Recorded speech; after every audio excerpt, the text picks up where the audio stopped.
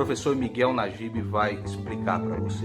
E aí eu duvido que você, depois de assistir esse vídeo aqui, vai ser contra o Escola Sem Partido, que na realidade defende o pluralismo das ideias dentro da sala de aula e não a doutrinação cara de pau. Preste muita atenção.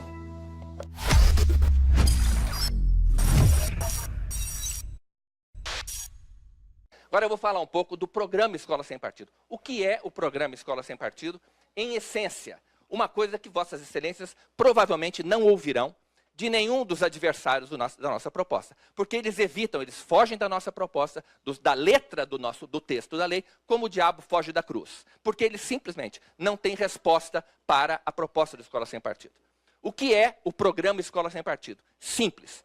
É uma proposta de lei que torna obrigatória a fixação em todas as salas de aula do ensino fundamental e médio, das escolas públicas e particulares, de um cartaz com 6 deveres. Basicamente, na essência, é disso que se trata. Não é? E o que dizem esses deveres? Vamos lá. Primeiro dever do professor.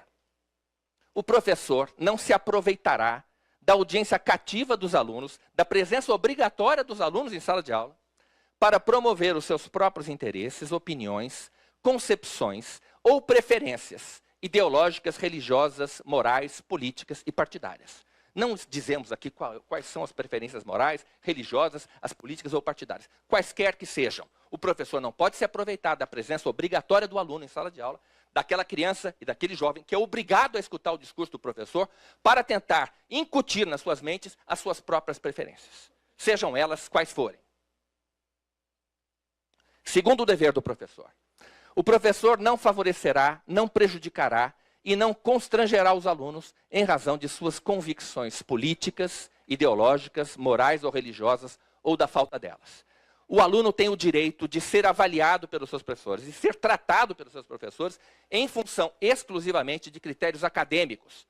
Um professor cristão não pode discriminar um aluno por ser ateu. Um professor ateu não pode discriminar um aluno por ser cristão. É disso que se trata.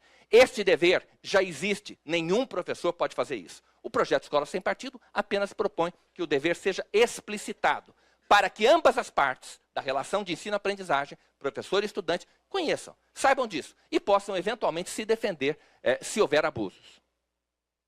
Terceiro dever do professor.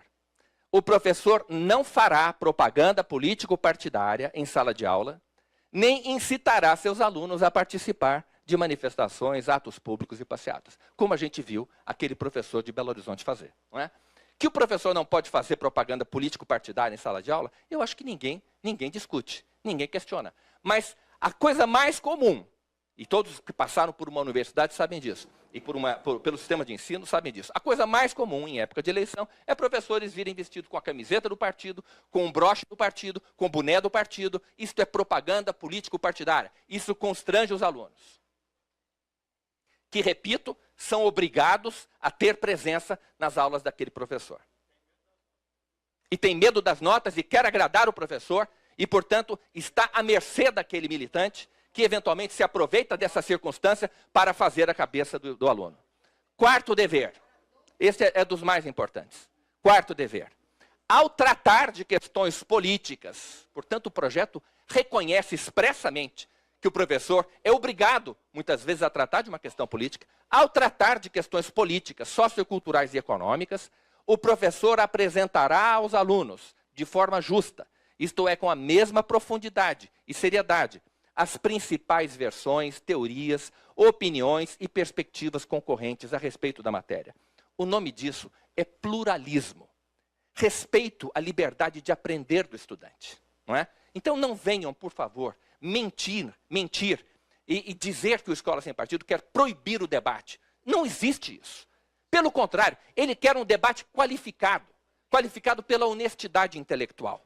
É isso que o Escola Sem Partido, esse dever já existe. O Escola Sem Partido apenas quer informar o estudante de que esse dever existe. Então não há dúvida, não há nenhuma novidade, como disse o professor Junkman, o projeto Escola Sem Partido não cria para os professores nenhuma obrigação que já não exista hoje. Ele apenas explicita, mesmo porque o projeto foi inspirado no Código de Defesa do Consumidor.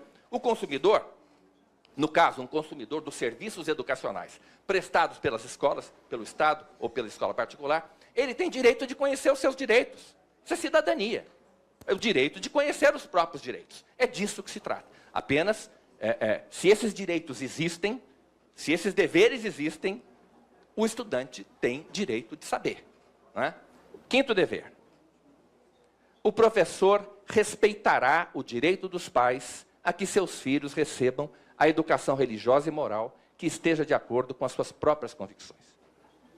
Este dever foi o único do projeto que nós praticamente não redigimos. Nós copiamos da Convenção Americana sobre Direitos Humanos. Não é? É a cópia quase literal, e está aqui embaixo, eu vou ler para vocês, do artigo 12, item 4 da Convenção Americana sobre Direitos Humanos, que diz: os pais, e quando for o caso, os tutores, têm direito a que seus filhos ou pupilos recebam a educação religiosa e moral que esteja de acorde com suas próprias convicções. Eu chamo a atenção para o verbo que é usado pelo texto da Convenção Americana, o verbo receber. Ele não usou o verbo dar. Ele não diz: os pais têm direito de dar aos seus filhos a educação moral que esteja de acordo com as suas próprias convicções. Não. Os pais têm direito a que os filhos recebam essa educação. A educação que esteja de acordo com suas próprias convicções. Mas como é que um professor em sala de aula pode adivinhar o pensamento dos pais dos seus alunos? É claro que não pode. É evidente que não pode. Então, como é que se faz para que este dever, que é um direito humano, que está previsto num tratado internacional sobre direitos humanos, do qual o Brasil faz parte, como é que um professor respeita esta obrigação que consta da Convenção Americana sobre Direitos Humanos? Ele simplesmente se abstém de tentar transmitir aos seus alunos os seus próprios valores morais, as suas próprias convicções religiosas. Seja um professor católico, evangélico, ateu, não interessa. Os pais têm direito de dar a seus filhos, a que seus filhos recebam a educação religiosa e moral que esteja de acordo com as suas próprias convicções. Meus filhos, minhas regras. Um professor cristão não pode discriminar os seus alunos e não pode tentar transmitir aos filhos dos outros os seus próprios valores. Ele não tem esse direito. Aquela criança tem liberdade religiosa e a presença dela em sala de aula é obrigatória. Sexto dever. O professor não permitirá que os direitos assegurados nos itens anteriores sejam violados pela ação de estudantes ou terceiros dentro da sala de aula. Evidentemente, aquilo que o professor não pode fazer, ele não pode permitir que seja feito por terceiros ou pelos alunos. Muito bem, esses deveres se baseiam em princípios constitucionais. O primeiro deles, neutralidade política e ideológica do Estado. O Estado deve manter uma posição de neutralidade em relação a todos os partidos, todas as correntes que disputam o poder na sociedade. Vejam bem, a máquina do Estado, as suas instalações, o seu pessoal, os seus equipamentos, não pode estar a serviço de um determinado partido, de uma determinada corrente que disputa o poder na sociedade.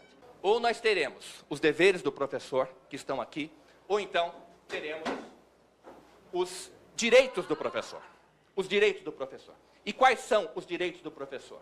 O professor poderá, é o contrário. Eu redigi este cartaz para mostrar o quão impositivos os deveres do professor são, tal como está previsto no projeto de lei. Se o professor não for obrigado a se abster daquelas práticas, ele terá esses direitos.